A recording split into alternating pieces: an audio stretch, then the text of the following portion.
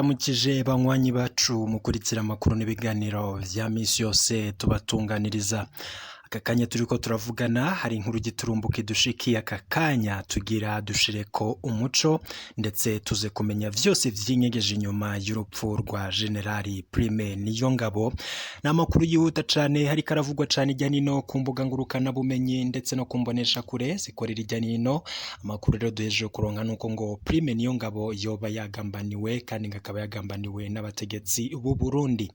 Aya makuru yose mu buryo bw'idonido ndetse ngo n'umugambi karundura ukomeye cane wo kugandagura umukuru w'igihugu nyene icubahiro Evaristo Ndayishimiye vyagiye bikunda kuvugwa cane ko ngimvo zatumye atitaba inama yari itegekanijwe kuba muri Republika Iharanira Demokarasi ya Kongo ariko ikaba yunguririjwe uwundi munsi ngari imvongo z'umutekano ndetse ng'abategetsi b'u Burundi akaba ari bo nyene bamubwiye yuko ngadategerezwa kujya mu gihugu ca Kongo ngo kuko biboneka yuko umutekano w'igihugu uri ahantu habi cane ndetse nawe nyene ngo kashobora kugandagurwa. Aya makuru yose nkubwiye mu mfunyapfunyo n'urupfu rwa Prime Niyongabo yose ndaje nyakubwire mu buryo bw'idonido nkaba mbashimira cane rero ingene mubana natwe mu makuru n'ibiganiro tubatohoreza. Aya makuru rero yose nkaza kuyabashitsako nkuko nyene natwe adushikiye ariko tukaza kurabira hamwe n'amakuru y'imvaho yayandi yizewe koko nkuko biba biriko bigenda bivugwa ariko twebwe tubakorera n'amatohoza kugira tumenye nimba biriko biravugwa koko ari ukuri. Ndabaye ikaze rero mwese banywanyi bacu cane cane mwe mwafyonze subscribe, niba utarafyonda subscribe aka ni akaryo keza ko kugira ufyondeko. Ufyonda subscribe ntukumanuka munsi y'iyi video ukaraba handitse subscribe, nimba ukoresha ururimi rw'icongereza ugafyondako, nimba ukoresha ururimi rw'igifaransa uraraba handitse s'abonner maze ufyondeko. Ndaguhaye ikaze wowe utwumviriza uri ngaha mu gihugu cacu c'u Burundi, intara yose uba uherereyemwo cane cane mwebwe muri ngaha mu ntara ya Bujumbura cane cane ngaha mu gisagara nkaba mbahaye ikaze, turazi ko namwe muri abanywanyi bacu. Ndahaye ikaze kandi n'abatwumviriza bari irya nino mu ntara zitandukanye z'igihugu cacu. Abantu rero mwese mutwumviriza muri mu bihugu vy'ababanyi, igihugu cibanyi c'u Rwanda, namwe mutwumviriza muri mu bihugu bibanyi vya Republika Iharanira Intwaro Rusangi ya Kongo, n'abatwumviriza bari mu gihugu cibanyi c'u Bugande, turazi neza ko namwe mutwumviriza cane. Muri Tanzania naho nyene muratwereka ko tubana. Abantu mwese muri irya nino ku mugabane wa Afrika ndabakengurukiye, abari ku mugabane wa Buraya, Amerika, Aziya ndetse na Oceania mwese ndabahaye kaze muri aya makuru. Ariko haravugwa cane urupfu rwa Generali Prime Niyongabo. Uyu nguyu ni umusoda akomeye cane ndetse akaba ari nawe mu nzego zo hejuru mu gisirikare c'u Burundi, akaba afise ijambo rikomeye cane muri leta ya Evaristo Ndayishimiye mu birabana n'umutekano. Hari amakuru rero turiko turumva ndetse amakuru avugwa cane yuko ngo Prime Niyongabo yoba yagambaniwe akaba yagandaguwe. Hari abandi bariko baravuga yuko ngo Prime Niyongabo yoba yagambaniwe ndetse akaba yagambaniwe na bamwe mu bagumyabanga ngo kuko biboneka yuko ngo ikibazo c'umutekano catanguye gufata indi ntera, ngo bikaboneka yuko ngo hari bamwe mu nzego nkuru z'igihugu c'u Burundi bariko baragiramwo uruhara ndetse ngo baba bariko barakorana n'uwo mugwi w'abagwanyi. Biboneka yuko rero ngo hatanguye kuvuka indyane mu gisirikare ngakaba arizo mvo ziriko ziratuma hakwiragizwa amakuru yuko ngo Prime Niyongabo yoba yishwe canke se ngo yapfunzwe. Ese aya makuru aremezwa nande canke se ukuri kuri ibi ngibi ni nukuhe? Vyose turaza kubishiraho ko umuco ndetse turaza kurabira hamwe imvo zitumye bivugwa yuko ngo Prime Niyongabo yoba yishwe ndetse ngakaba yishwe na bamwe mu bagumyabanga. Aya makuru yo kwizera dushikiye aka kanya aremeza neza yuko ngo Prime Niyongabo ngo yoba yapfuye ngakaba yagambaniwe ngo kubw'imvo z'umutekano ukomeye cane ngaha mu gihugu c'u Burundi, ariko abashikirije aya makuru ntago basiguye neza ngo imvo zatumye haba akagambane ko kwica Prime Niyongabo. Ariko mu matohoza twakoze ndetse n'ivyo twabajije abanywanyi bacu nabobo hari amakuru y'ibanga badushikirije ndetse n'ayavuye muri CNDD-FDD nyene, aho abategetsi batandukanye nabo bagize ivyo bashikiriza kuri aya makuru ariko arakwiragizwa irya nino. Urupfu rwa Prime Niyongabo turaza kururabira hamwe, ariko mbere na mbere yuko tugushitsaho ibirabana n'urupfu rwa Prime Niyongabo, reka mbanze nkubwire ko ibi vyose ngo vyatanguye kuboneka inyuma yaho habaye ukutavuga rumwe mu nzego z'ubutegetsi bw'u Burundi, ngaho ngo bagiye biyumvira ingene ngo umukuru w'igihugu ngo agiye kujya mu gihugu cibanyi cya Repubulika Iharanira Demokarasi ya Kongo, aho yari yatumiwe n'umukuru w'igihugu, ngo bikaba rero vyaratumye habamo ukutumvikana ku ngingo yo gufata ku birabana niba Evaristo Ndayishimiye nyene yari kuzaja muri iyo nama canke se niba atari kuzajayo, cane cane ko yari guhuriramwo n'abandi bakuru b'ibihugu, igihugu cubanye c'u Rwanda, perezida waco ndetse n'igihugu cubanye c'Ubugande, hose rero ngo bakaba bari kuzahurira muri iyo nama. Bikavugwa ko rero ngo bagiriye inama Evaristo Ndayishimiye yuko adategerezwa kujya muri iyo nama, ngo kubw'imvo z'umutekano wiwe, ndetse ngo n'ibiriko biraba mu gihugu c'u Burundi irya nino haba ibitero bikomeye cane. Bamwe ndetse ngo banamenyesheje yuko ngo Evaristo Ndayishimiye agiye muri iyo nama ngo ashobora gusanga ngo Gitega bayifashe, ngo kuko ngo biboneka yuko ngo abagwanye nyene bobo ngo bari mu gihugu ndetse ngo bari no hafi ya Gitega, ku buryo igihe cose igisirikare c'u Burundi gishobora kurangara gakeya cyahita kibona Gitega yafashwe. Ayo makuru turiko turabashitsa ko ni amakuru tuvanye irya nino, ariko twe tukaba tugira tuyashire ku muco.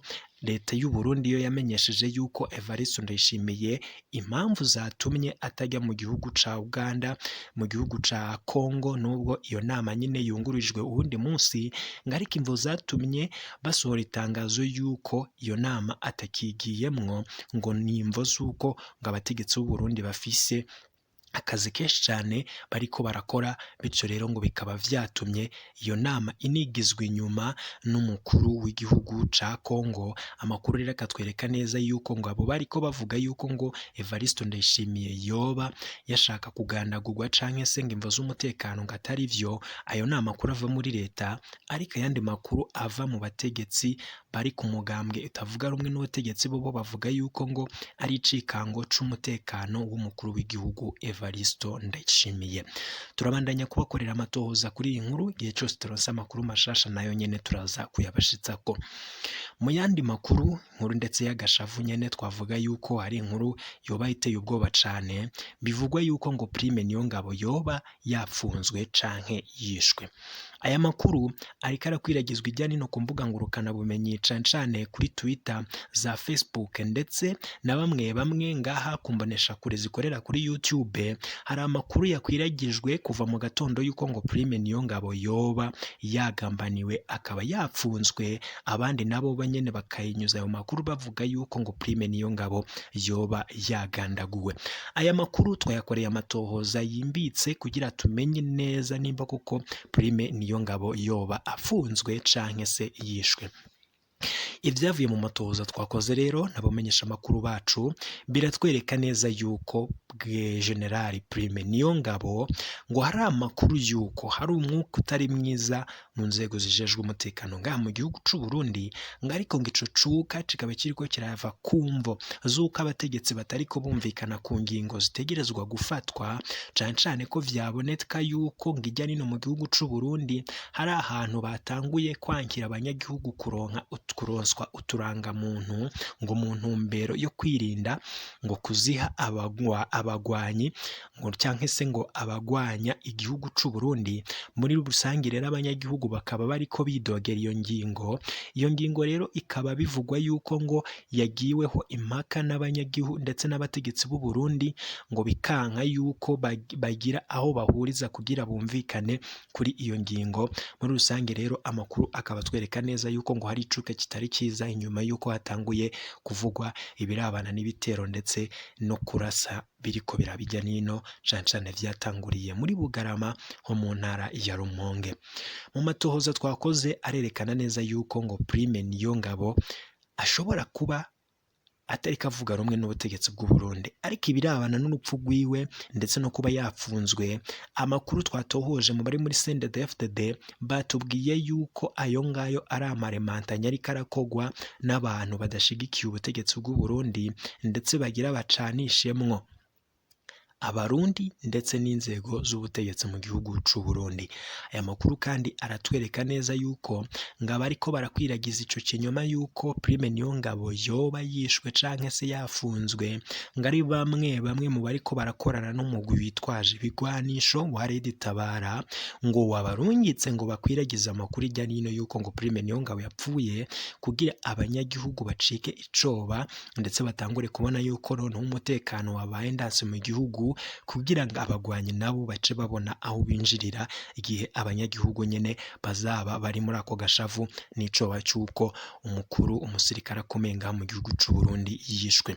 Ayandi matohoza twakoze arerekana neza yuko ngo yoba yafunzwe canke se hari umugambi yuko ashobora gufungwa, ariko bikaba vyagizwe ibanga rikomeye cane, ndetse tukaba tukiriko turakora amatohoza kugira tumenye koko Prime Niyongabo yoba aherereye hehe, ariko ngo imvo zatumye ibi vyose biba akaba ari ukutumvikana ku ngingo zitegerezwa gufatwa ku birabana n'umutekano ngaha mu gihugu cacu c'u Burundi. Umwe mu bishwe ni umunyagihugu asanzwe, avuga ko abapolisi bariko barakizura barongowe na komiseri w'igipolisi muri komine Bugarama bahuye n'abantu bitwaje ibigwanisho baje bava mu gace ka Gahuni batera baduga muri Ruteme. Uwo mugabo niho yagomba kwiruka, ariko nta mahirwe yagize kuko yaciye araswa amasasu acaracikana.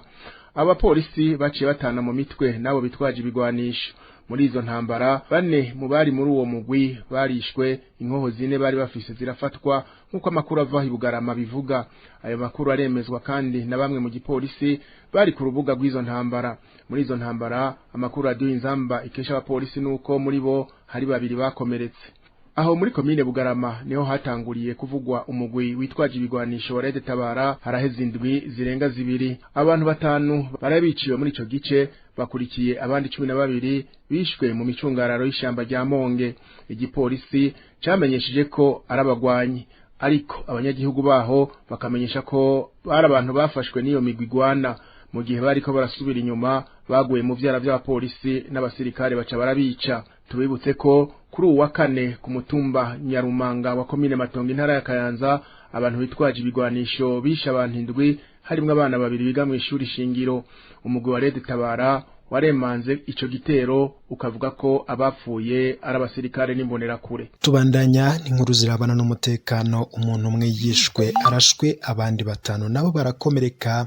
Ni mu gitero c'umugwi w'abantu bitwaje ibigwanisho bateye Umutanga wo kuri uyu wa gatanu. Ahangaha rero ni ku mutumba wa Kayombe wa komine Bugarama ho mu ntara ya Rumonge. Uwo yasize ubuzima rero muri ico gitero yarasanzwe agendana ubumuga azwi ku izina rya Kabona Joro. Abanyagihugu rero bo kuri uwo ndetse no mu micungararo bakaba batekiwe n'ubwoba, bagasaba ko umutekano wabo wo kongerezwa. Hazindutse haba isakwa mu Ruziba zone Kanyosha ho muri mere ya Bujumbura.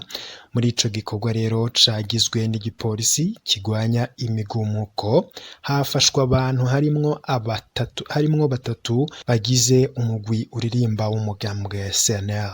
Umukuru w'igihugu c'u Burundi Evariste Ndayishimiye ntazokwitaba inama y'abakuru b'ibihugu vy'akarere k'ibiyaga binini itegekanyijwe kuri uyu wa Mungu i Goma muri Republika Iharanira Intwaro Rusange ya Kongo. Ku rutonde rw'ibizokwihweza harimwo umutekano muke urangwa muri ako karere.